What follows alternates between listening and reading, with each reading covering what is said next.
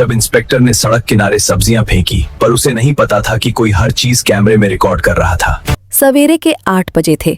बाजार की भीड़ धीरे धीरे बढ़ रही थी।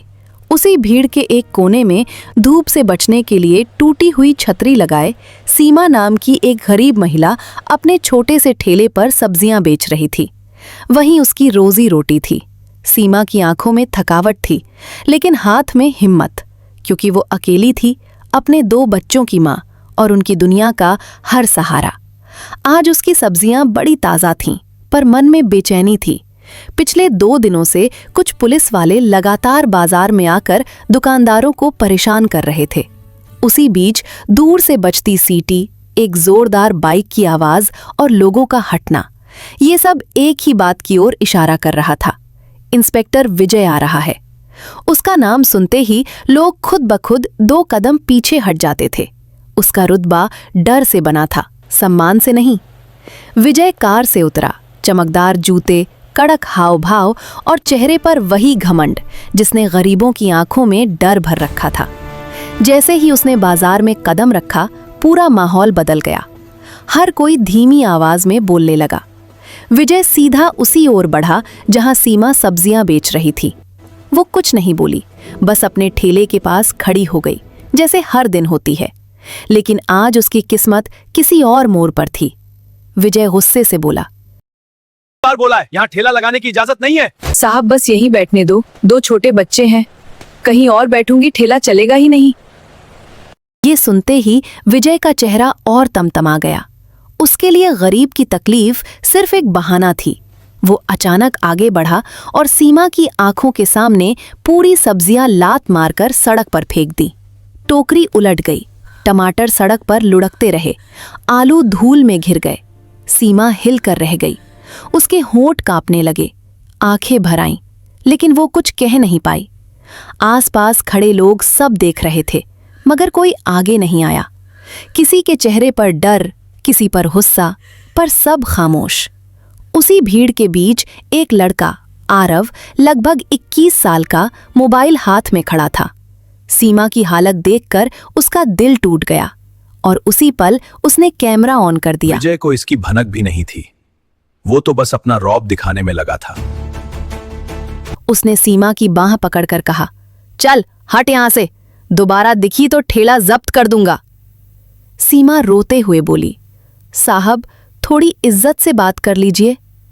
ये सुनकर उसने एक और लात चलाने को कदम बढ़ाया।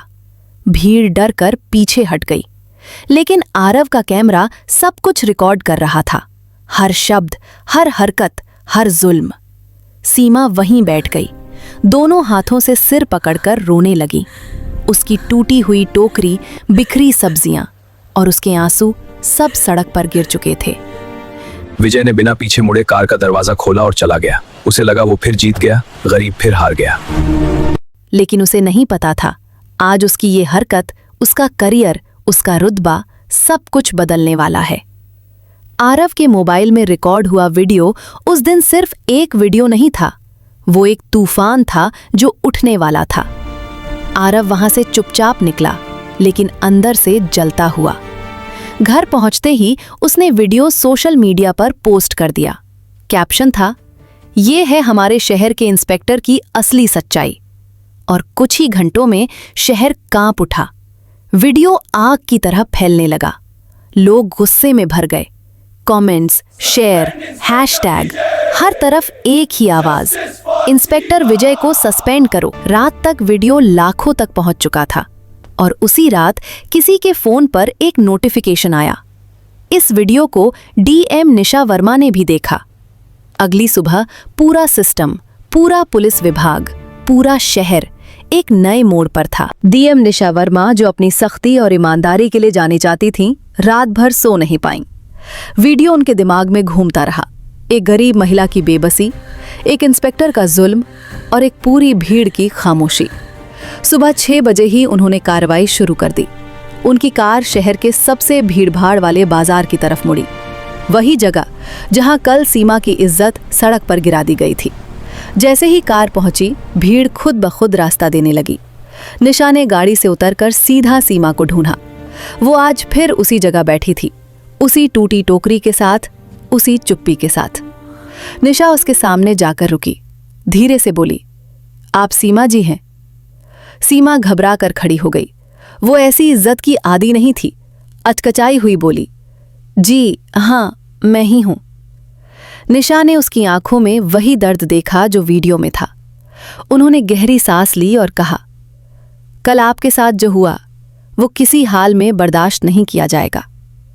सीमा की आंखों से आंसू बहने लगे, लेकिन आज ये आंसू डर के नहीं, राहत के थे। वहीं दूसरी तरफ इंस्पेक्टर विजय को अचानक डीएम ऑफिस से कॉल आया। उसे तुरंत उपस्थित होने का आदेश दिया गया। विजय के चेहरे पर पहली बार डर आया। ये डर उसने किसी गरीब से मिलने पर कभी महसूस नहीं किया था। निशा ने पूरे बाजार में गवाहों से बात की। आरव को बुलाया गया। सबने एक एक बात डीएम को बताई और वीडियो के साथ साथ उनके बयान ने केस को पक्का कर दिया। कुछ मिनट बाद विजय वहां पहुंचा। उसने डीएम को देखा और बोला, मैडम ये सब झूठ है, वीडियो गलत एडिट किया गया है। निशा सीधी उसकी आंखों में देखती रही, फिर बोली, वीडियो देख चुकी हूं, गवाहों से बात कर चुकी हूं। अब सच सिर्फ एक है, तुमने अपनी वर्दी का गलत इस्तेमाल किया है। विजय तमतमा उठा, मैडम मैं सालों से सेवा कर रहा हूं, एक गरीब औरत की वजह से मेरी इज्जत पर। निशा ने हाथ उठाकर उसे रोका। इज्जत कमाई जाती है, दबाव बनाकर नहीं। और याद रखो, जिस वर्दी को पहनकर तुमने उसे जलील किया, आज उसी वर्दी में खड़े होकर तुम्हें सजा मिलेगी। सन्नाटा फैल गया, पूरा बाजार थम गया। फिर डीएम ने आदेश दिया, इंस्पेक्टर विजय, आप अभी के अभी निलंबित किए जाते हैं। अपनी बैज और गन जमा कीजिए। विजय के पैर कांप गए, उसकी आंखें फैल गईं। उसका करियर उसी पल खत्म हो गया। उसने कंपकपाते हुए बैज उतारा, हाथ से गिरते गिरते बचा। भीड़ में खड़े लोगों ने पहली बार देखा, जो इंस्पेक्टर कल सबको डराता था, आज खुद डर से कांप रहा था। डीएम ने उसका बैज लिया और सीधा सीमा के पास गईं। उसे धीरे से कहा, यह कार्रवाई आपके लिए नहीं, उन सब के लिए है जिनकी आवाज दबा दी जाती है। भीड़ की आंखें नम हो गईं।